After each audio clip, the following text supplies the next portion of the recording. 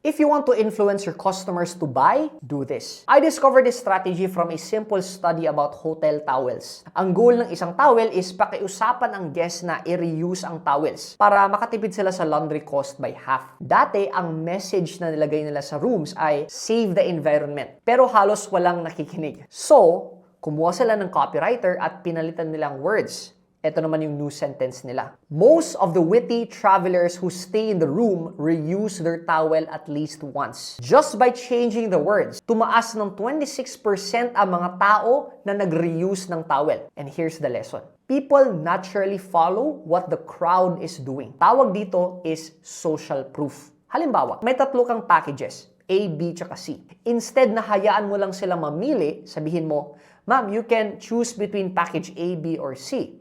Pero most of our clients choose package B.